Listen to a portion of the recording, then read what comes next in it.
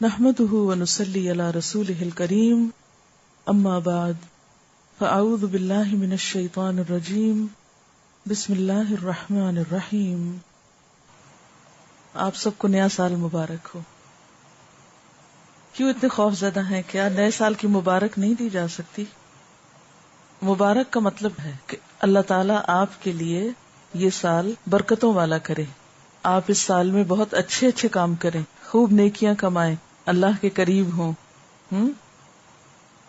مبارک دینا جو ہے نئے سال کی، اس میں کوئی قباحت نہیں ہے، کیونکہ یہ تو ایک دعا ہے. اور اس موقع پر اس لیے کہ ہم عملاً عیسوی سال استعمال کرتے ہیں یا ہم اپنی تاریخ عیسوی سال کے اعتبار سے گنتے ہیں یا اوقات اور مہینوں کا حساب کرتے ہیں.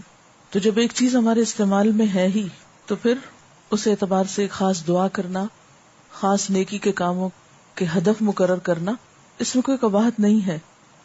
ایک اور بات یہ ہے کہ سورج اور چاند دونوں اللہ کی نشانیوں میں سے ہیں، دونوں ہی اللہ تعالیٰ نے بنائے ہیں. ہجری کیلنڈر چاند کے اعتبار سے ہے، چاند اللہ کی تخلیق ہے، اور عیسوی کیلنڈر سورج کے اعتبار سے ہے تو سورج اللہ کی تخلیق ہے. ہاں، ہم ہجری کیلنڈر کو عیسوی کیلنڈر پر ترجیح اس لیے دیتے ہیں کہ نبی صلی اللہ علیہ وسلم نے اس کو استعمال کیا، اس لیے اس کی فضیلت اور فوقیت ہے، اس کا استعمال کرنا بہتر ہے. لیکن عیسوی کیلنڈر کو استعمال کرنا منع نہیں ہے، حرام نہیں ہے، گناہ نہیں ہے، غلط کام نہیں ہے، کیونکہ یہ شریعت کے تقاضوں سے ٹکراتا نہیں ہے. تو ہم اس وقت ایک طرح سے دو کیلنڈر استعمال کر رہے ہیں، اپنے دنیاوی امور کے لیے عیسوی کیلنڈر اور اپنے دینی امور کے لیے اور اپنی عبادات کے طور طریقوں کو بجا لانے کے لیے جو اوقات کا تعین ہے وہ ہجری کیلنڈر کے اعتبار سے. بس افسوس کی بات یہ ہے کہ ہمیں محرم، ربیع الاول، رمضان اور حج کے علاوہ باقی مہینوں کی یاد نہیں رہتی، اور باقی مہینوں میں یہ بھی پتہ نہیں ہوتا کہ تاریخ کون سی ہے. اس حد تک غفلت درست نہیں، اس حد تک بے نیازی اچھی نہیں. اس کے لیے کیا ضروری ہے کہ ہم کیا کریں؟ دونوں تاریخیں یاد رکھا کریں یا رکھنے کی کوشش کیا کریں. تو میرے خیال ہے کہ اس سال سے اگر ہم دونوں تاریخوں کا استعمال شروع کر دیں اور جہاں تاریخیں لکھی جائیں یا کہیں بھی ایک جگہ تو ریمائنڈر کے طور پر کسی سافٹ بورڈ پر یا کسی بھی جگہ ایک تاریخ کے ساتھ دوسری کا بھی ذکر کر دیا جائے تاکہ ہمیں یاد رہے.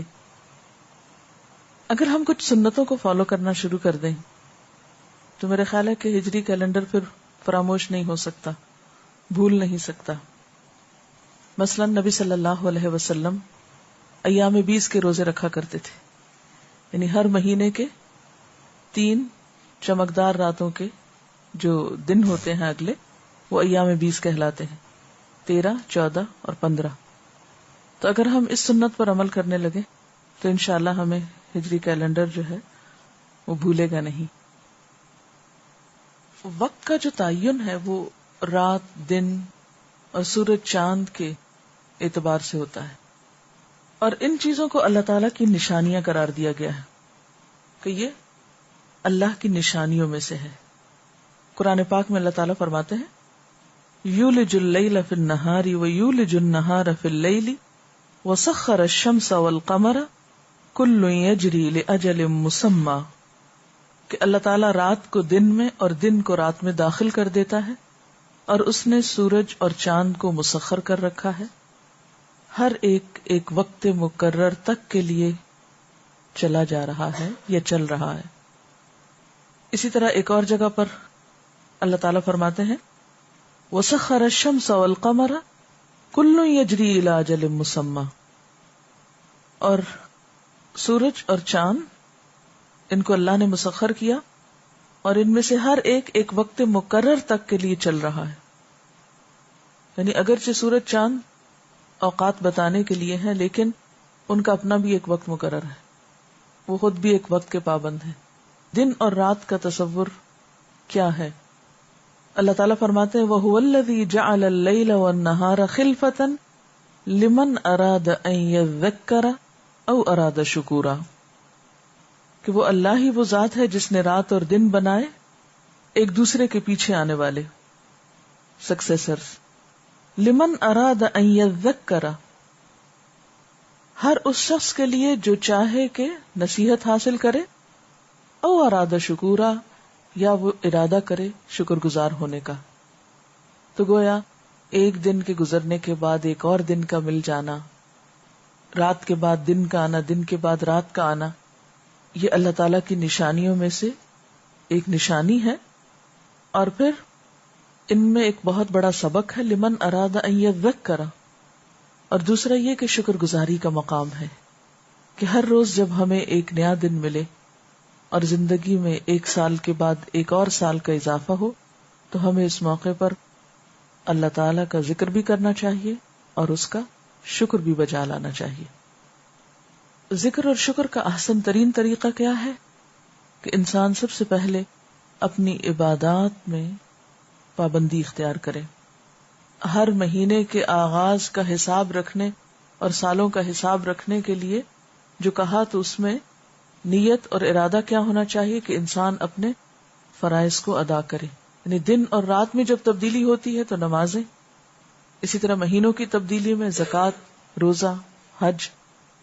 تو ایک مومن کا وقت کے ساتھ جو تعلق ہے اس میں سب سے پہلا کام دن اور رات کی تبدیلی میں یا گھنٹوں اور لمحوں کے گزرنے میں جس چیز کی فکر اور جس چیز کا خیال رکھنے کی ضرورت ہے وہ عبادات کے اوقات ہیں، اور ان میں خصوصی طور پر دن اور رات میں 5 نمازیں، اور مہینوں کی تبدیلی میں روزہ، زکوٰۃ اور حج.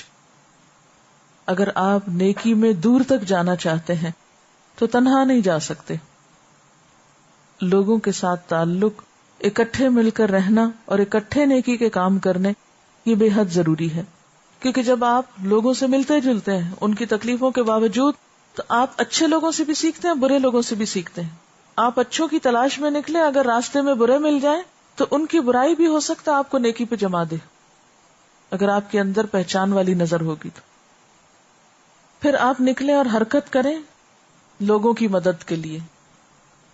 کوئی بیٹھ کے اٹھ نہیں پا رہا، کسی کی کتاب گر گئی، کسی کا قلم چھوٹ گیا، چھوٹے چھوٹے کاموں میں دوسروں کی مدد.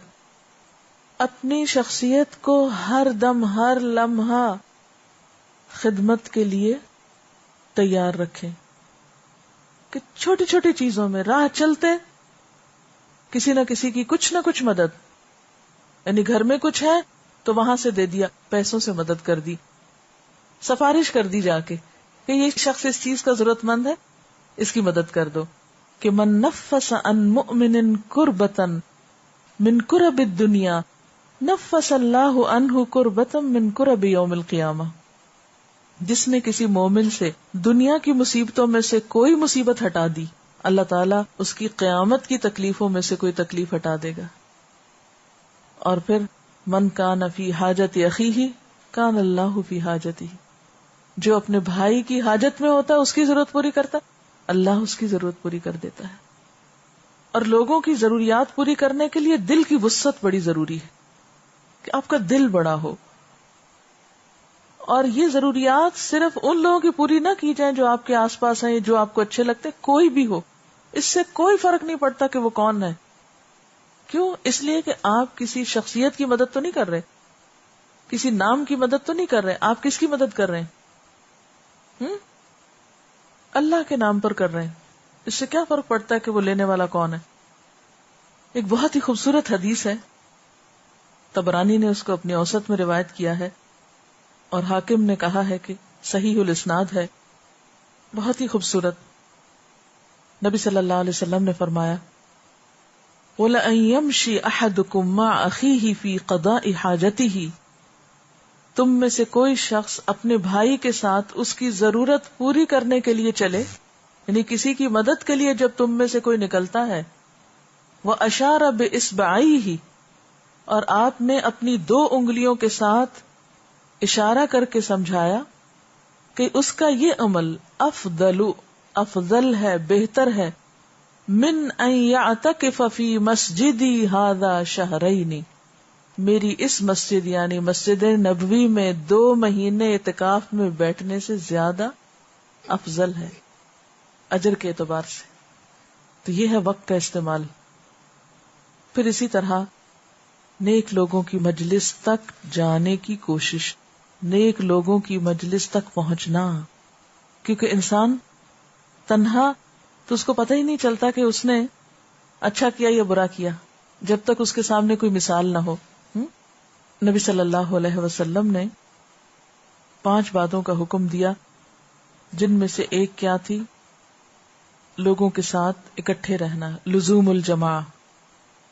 امام اوزاعی کہتے ہیں کہ 5 چیزیں جن کی صحابہ کرام بہت حفاظت کرتے تھے یا جن کا اہتمام کرتے تھے، ان میں نمبر 1 لزوم الجماع، اجتماعی زندگی اختیار کرنا، سب کے ساتھ مل کے رہنا، اکٹھے رہنا، یعنی جماعت کو لازم سمجھنا. نمبر 2 اتباع السنہ، ہر کام میں سنت کی پیروی. نمبر 3 عمارت المسجد، مسجد آباد کرنا. اور نمبر 4 تلاوت القرآن، قرآن کی تلاوت یعنی کثرت سے کرنا. اور پھر نمبر 5 والجہاد فی سبیل اللہ، اللہ کے راستے میں جہاد کرنا. آج آپ دیکھیں انٹرنیٹ پہ جو چیٹ ہو رہی ہے، سب سے زیادہ پاکستان سے، یعنی جو ریشو ہے وہ سب سے زیادہ پاکستان کا نمبر 1 ہے، جہاں کی یوتھ جو ہے وہ چیٹ میں لگی ہوئی ہے. گھنٹوں گھنٹوں لوگ بیٹھے رہتے ہیں کمپیوٹرز پر وقت ضائع کرنے. کبھی سوچیں تو حاصل کیا ہوتا ہے. کسی انسان کے پاس بیٹھ کر تو پھر بھی انسان سمجھے، یعنی انسان کو انسان سے ایک انس ہوتا ہے، لیکن ایک مشین کے ساتھ بیٹھ کے جو گھنٹوں گزرتے ہیں اور اس میں اوقات ضائع ہوتے ہیں، نمازوں میں تاخیر ہوتی ہے، حقوق میں کوتاہی ہوتی، فرائض میں غفلت ہوتی. کبھی انسان سوچے تو کیا ہے، محض خواہشات نفس کی تکمیل اور وقت کا ضیاع. جب تک ہم اپنا احتساب خود نہیں کریں گے، جب تک ہم خود اپنے ساتھ سچے نہیں ہوں گے، کوئی شخص ہمارے لیے کچھ نہیں کر سکتا. تو اس لیے ہم سب اپنا اپنا حساب کریں. سبحانک اللہم و بحمدک، اشہد ان لا الہ الا انت، استغفرک و اتوب الیک. والسلام علیکم ورحمۃ اللہ وبرکاتہ.